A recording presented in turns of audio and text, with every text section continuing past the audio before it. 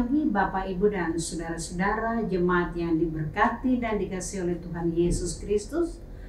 Pada hari Kamis 21 Mei 2020 pada hari ini bersama dengan gereja-gereja Tuhan di seluruh dunia, kita memperingati dan merayakan peristiwa kenaikan Tuhan Yesus ke surga. Maka dalam ibadah pada pagi hari ini kita akan merenungkan firman Tuhan yang terambil dari Injil Lukas 24 ayat 50 sampai dengan 53. Mari kita mempersiapkan bacaan Alkitab ini. Lukas 24 ayat 50 sampai dengan 53. Setelah kita mempersiapkan bacaan Alkitab ini, mari kita persiapkan diri kita, hati kita untuk kita berdoa mohon bimbingan Roh Kudus. Mari kita berdoa. Ya Allah Bapa di sorga, Yesus Kristus Juru Selamat kami dan firman yang hidup, dan Allah Roh Kudus, Allah yang selalu menyertai, menjaga, memelihara dan memberkati kehidupan kami anak-anak-Mu sampai dengan saat ini. Kepadamu Allah Tritunggal kami beribadah dalam rangka memperingati dan merayakan peristiwa kenaikan Yesus ke surga. Dalam ibadah peristiwa kenaikan ini kami akan bersama-sama dituntun oleh firman Tuhan. Kami siap untuk menyambut firman-Mu, maka urapilah kami semua yang merenungkan firman-Mu dengan kuasa Roh Kudus-Mu.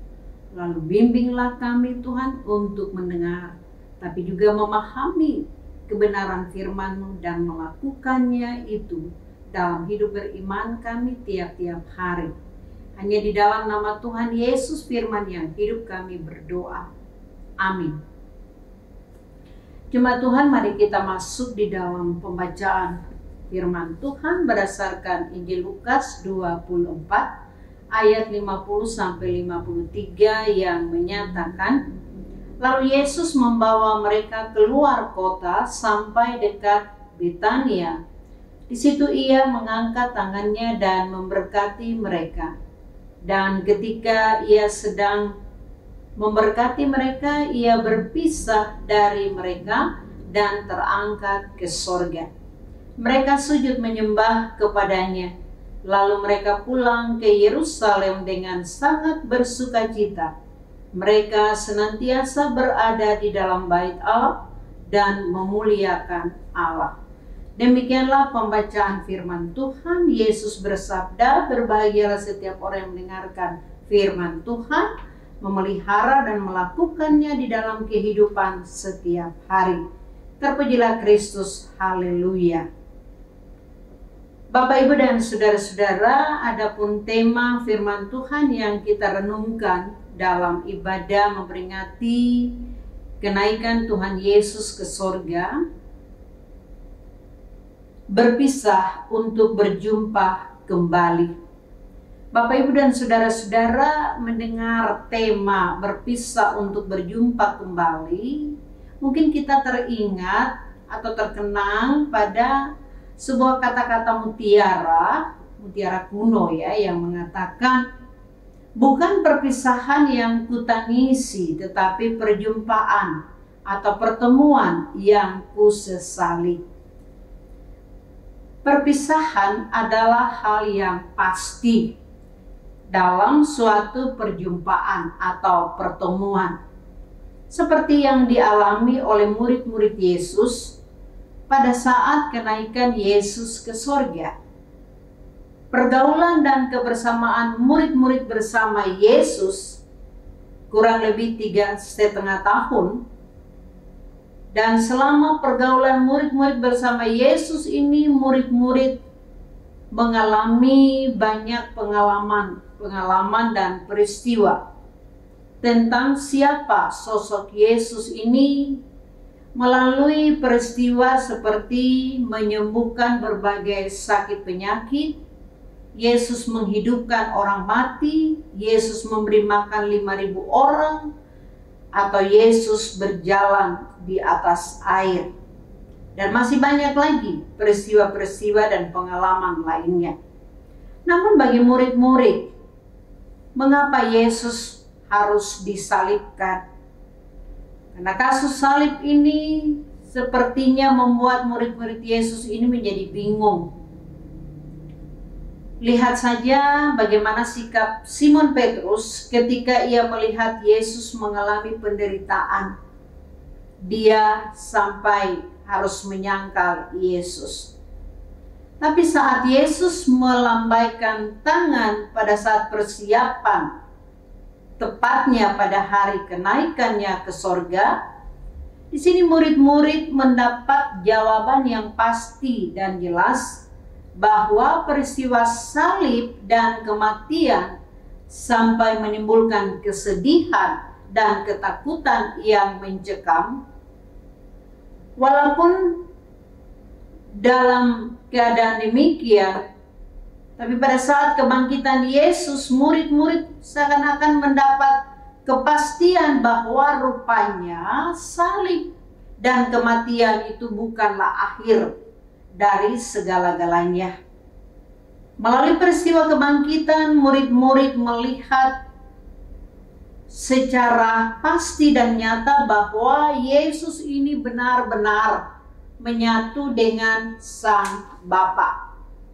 Setelah kebangkitannya 40 hari, Yesus mengajar kepada murid-muridnya tentang tugas-tugas mereka di masa mendatang, yaitu tugas dan misi untuk memberitakan Injil dan mengabarkan damai sejahtera Tuhan di dunia ini.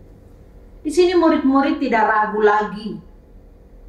Mereka benar-benar mantap mengenal dan menghayati eksistensi Yesus. Usai menerima tugas selama 40 hari sejak kebangkitannya, penulis Injil Lukas yang adalah seorang dokter, seorang tabib, di sini menjelaskan bahwa Yesus ini mengajak murid-muridnya untuk keluar kota, ke sebuah kota kecil, yaitu Betania. Kota Betania ini jauh dari Yerusalem, artinya jauh dari keramaian, dan suasananya sangat tenang. Maka disitulah Yesus mengangkat tangannya dan memberkati murid-muridnya. Dan saat Yesus memberkati murid-muridnya, Yesus berpisah dari mereka dan terangkat ke sorga. Perhatikan kalimat Yesus memberkati, Yesus berpisah dan terangkat ke sorga. Yesus memberkati murid-murid ini menegaskan bahwa pada saat Yesus berpisah dan terangkat ke sorga, Yesus tidak meninggalkan murid-muridnya ini di dalam kehidupan yang hampa, dalam kehidupan yang kosong, dan tidak memiliki apa-apa sebagai jaminan dalam hidup mereka. Tetapi sebelum Yesus berpisah dan terangkat ke sorga, di sini ditegaskan Yesus memberkati murid-muridnya. Yesus telah memberi dan mengisi kehidupan murid-murid itu dengan berkat-berkatnya, dengan sukacita, dengan damai sejahtera. Yesus telah memberikan satu jaminan yang pasti akan berkat mengisi kehidupan murid-muridnya. Jadi Yesus tidak meninggalkan begitu saja. Yesus tidak berpisah begitu saja dari murid-muridnya, tapi Yesus meninggalkan berkatnya, menyertai dan memberkati murid-muridnya. Dikatakan Yesus berpisah dan terangkat ke sorga. Hal ini menegaskan bahwa Yesus ini kembali kepada kediaman Allah. Kediaman Allah yang permai. Kediaman Allah ini adalah suatu kehidupan di mana segala-galanya adalah baik dan indah. Kalau istilah Wahyu, dia masuk ke dalam sorga, tempat kediaman Allah, itu adalah Yerusalem baru Yerusalem baru yang penuh kebahagiaan surgawi, di mana di sana tidak ada lagi penderitaan, tidak ada lagi ratap tangis, tidak ada lagi duka cita. Itu bisa kita baca di dalam Wahyu 21 ayat 4 dan 11.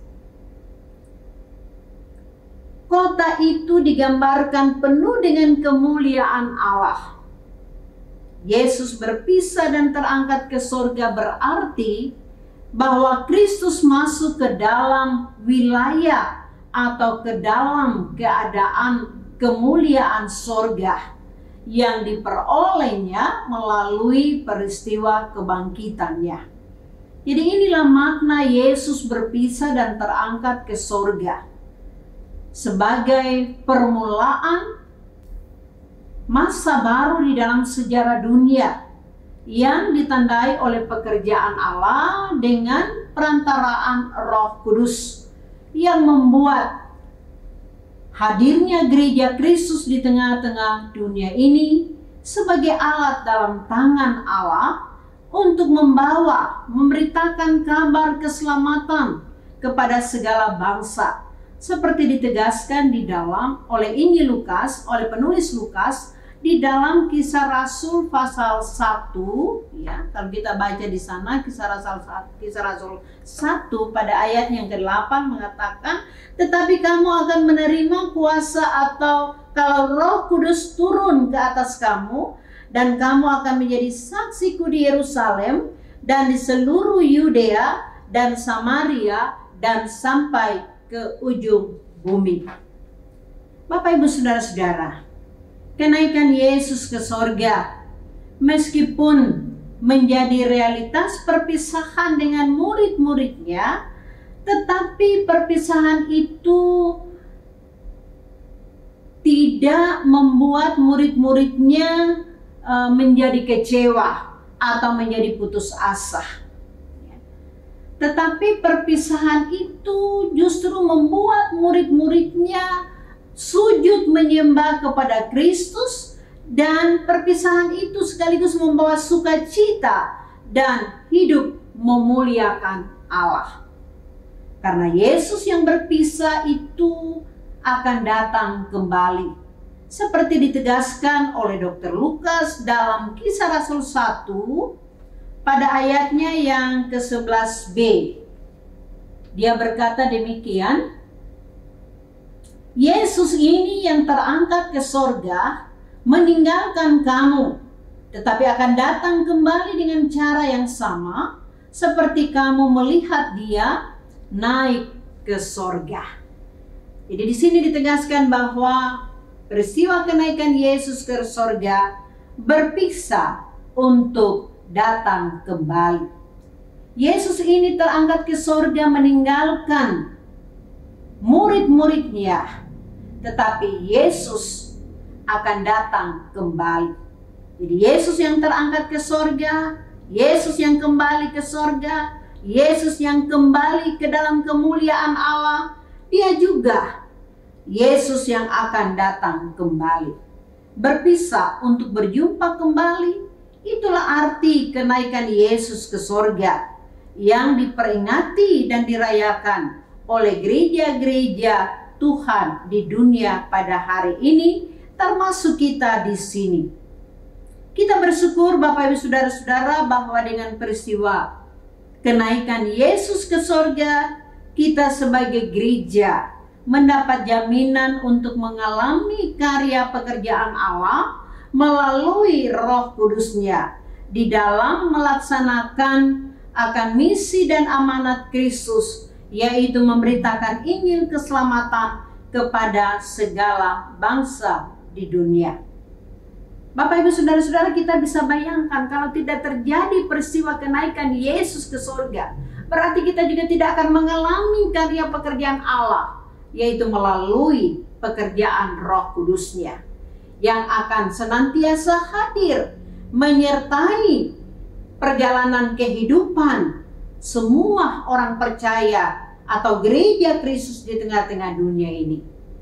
Kita bisa membayangkan kalau tanpa peristiwa kenaikan Yesus ke surga, gereja tidak punya jaminan untuk memiliki keberanian dan kekuatan untuk melaksanakan misi Kristus, yaitu pergi dan memberitakan kabar keselamatan kepada segala bangsa.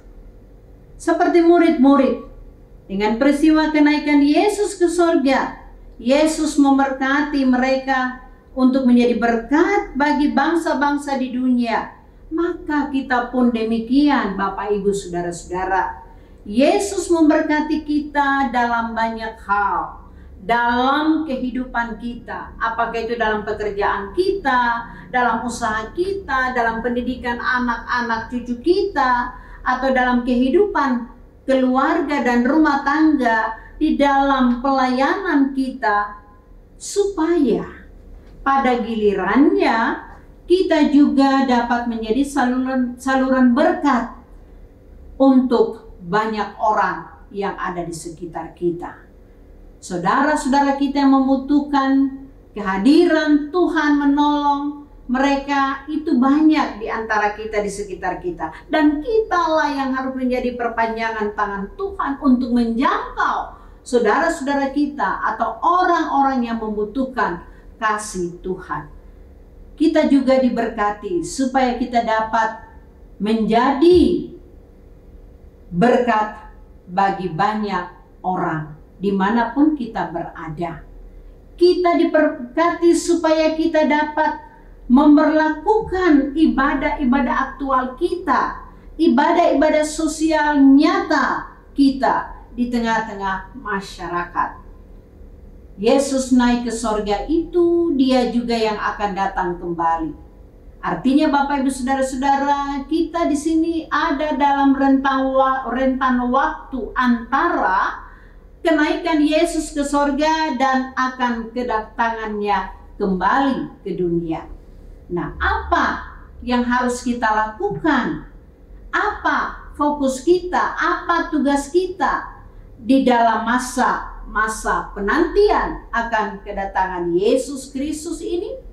Dalam Injil Matius 28 ayat 18 sampai 20. Di sana Yesus mengatakan kepada murid-muridnya, "Kepadaku telah diberi kuasa di sorga dan di bumi.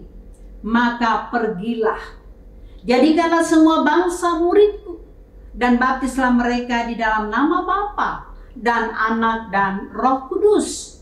Dan ajarlah mereka untuk melakukan apa yang telah kuperintahkan kepadamu. Dan ketahuilah bahwa aku menyertai kamu sampai kepada kesudahan alam." Inilah tugas kita Bapak Ibu Saudara-saudara. Inilah amanat Kristus. Inilah misi Kristus yang harus kita lakukan sebagai gerejanya. Sebagai persekutuan orang-orang percaya. Bahwa kita harus melaksanakan misi Kristus. Yaitu pergi dan memberitakan Injil Yesus Kristus kepada semua orang. Dan mengajarkan mereka supaya mereka melakukan apa yang telah diperintahkan oleh Yesus, yaitu hidup saling mengasihi, saling tolong-menolong, saling menguatkan, saling mendorong untuk kita semua dapat hidup di dalam karya keselamatan Allah yang mendatangkan sukacita dan yang mendatangkan damai sejahtera. Inilah tugas kita yang harus kita lakukan dengan penuh rasa tanggung jawab, dengan penuh kesetiaan dan ketaatan di dalam kita mengisi waktu-waktu kita untuk menyongsong kedatangan Kristus yang kedua kalinya. Selamat memperingati dan merayakan hari kenaikan Yesus ke sorga, dan Tuhan memberkati kita semua. Amin. Jemaat Tuhan, mari kita satu di dalam doa. Kami bersyukur bersama dengan gereja-gereja Tuhan di seluruh dunia. Kalau pada hari ini Tuhan masih mengizinkan kami, memberi kesempatan kami sebagai gereja Tuhan di tengah-tengah dunia ini untuk kami memperingati dan merayakan peristiwa kenaikan Yesus ke sorga. Peristiwa kenaikan Yesus ke sorga ini menjadi bermakna dan berarti bagi kami, memberi kesempatan untuk kami melakukan tugas pelayanan kami, tugas kesaksian kami selaku gereja, baik kami sebagai pribadi, sebagai keluarga, ataupun sebagai lembaga. Karena itu Bapa, penuhilah kami dengan hadirat-Mu, dengan kuasa Roh Kudus-Mu. Kami boleh menghayati berkat-berkat Tuhan yang nyata dalam sepanjang hidup beriman kami. Dan dengan berkat itu Tuhan, kami juga mau menjadi saluran-saluran berkat Tuhan, penyalur-penyalur berkat Tuhan bagi sesama kami, bagi semua orang tanpa melihat latar belakang dan perbedaan mereka. Maka Tuhan, tolonglah kami juga bukan hanya menjadi pendengar-pendengar firman, tapi juga pelaku-pelaku firman. Berkatilah kami juga Tuhan, supaya kami bersedia untuk membangun hidup yang saling tolong-menolong, yang saling memberi dan saling berbagi berkat-berkat Tuhan yang Tuhan sudah salurkan kepada setiap kami. Karena itu Tuhan, di dalam kami memperingati akan hari kenaikan Yesus ke sorga pada hari ini, bersama dengan gereja-gereja Tuhan di seluruh dunia, di seluruh Indonesia, dan termasuk juga gereja Protestan Indonesia bagian Barat, dengan seluruh wilayah pelayanannya di Indonesia, kami mohon Tuhan memberkati fungsionaris Majelis Sinode dengan seluruh kinerjanya dan pelayanannya, memberkati musyawarah pelayanan, memberkati jemaat-jemaat lokal yang tersebar di 326 jemaat. Kami mohon Bapa, berkatilah kami semua supaya kami dapat melaksanakan akan tugas dan tanggung jawab yang Kristus sudah percayakan kepada kami, yaitu memberitakan Injil, membawa kabar keselamatan dan sukacita kepada segala umat. Maka Tuhan berkati juga gereja Protestan Indonesia bagian Barat, yaitu Jemaat Sejahtera Surabaya, supaya Tuhan memberkati kami para presbiter, memberkati kami pengurus dan anggota-anggota ke-6 Pelkat pelayanan, memberkati komisi-komisi, memberkati anggota BPPJ, memberkati juga karyawan-karyawati dari kantor majelis gereja, supaya kami dapat melaksanakan akan tugas dan tanggung jawab kami masing-masing dengan semangat, dengan sukacita, dan dengan kesetiaan. Terima kasih Tuhan. Dan kami juga berdoa untuk seluruh jemaat-Mu yang boleh beribadah. Meskipun ibadah itu masih terbatas dilakukan di dalam keluarga, tetapi melalui mesbah keluarga yang Tuhan hadir di dalamnya, ibadah-ibadah jemaat-Mu akan menjadi ibadah yang mendekatkan diri seluruh jemaat-Mu kepada Tuhan. Dan mereka boleh merasakan kehadiran Tuhan yang menyertai, melindungi, memberkati dalam segala hal, dalam susah dan duka, dalam berbagai rencana-rencana hidup yang ada. Tuhan hadir menyertai dan memberkati jemaat-Mu. Tiap-tiap keluarga, suami istri dari orang tua sampai dengan anak-anak cucu mereka, kami bawa, kami serahkan seluruh hidup dan kehidupan mereka pada hari ini ke dalam tangan kuasa Tuhan. Berkatilah Bapa dengan segala problema, masalah, pergumulan-pergumulan. Tuhan Engkau berkati mereka yang sakit menjalani perawatan di rumah, para orang-orang tua lansia, ibu-ibu janda. Kami serahkan hidup dan kehidupan mereka di dalam penyertaan Tuhan. Kami teringat untuk mendoakan kasih kami Bapak Karel Matakupan yang masih menjalani perawatan untuk pemulihan. Kiranya Tuhan Engkau campur tangan semua proses perawatan, baik para medis yang merawatnya, begitu juga suster yang siang dan malam mendampingi merawat Opa, begitu juga penggunaan obat-obat penawar. Engkau memberkati dan menguduskan Tuhan untuk menjadi sarana kekuatan dan kesembuhan bagi Opa kekasih. Lebih daripada itu Tuhan kuatkan iman dan pengharapan Opa untuk berserah di dalam kelemahannya saat ini. Bapa di sorga, kami juga membawa keluarga-keluarga yang masih mengalami duka cita. Ada keluarga Huka, ada keluarga Ibu Heni Limbong bersama dengan ketiga putra-putrinya.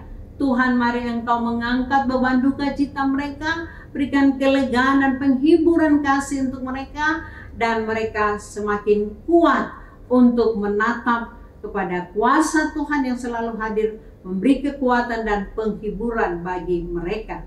Bapa di sorga, untuk jemaat-jemaat Tuhan yang mengalami sukacita melalui berbagai bentuk berkat Tuhan yang mereka alami, apapun itu, dan terutama lewat hari ulang tahun kelahiran atau lewat hari ulang tahun perkawinan mereka, Tuhan berkatilah sukacita dan kebahagiaan mereka menjadi sesuatu yang indah menyertai dan memberkati perjalanan hari-hari hidup mereka selanjutnya.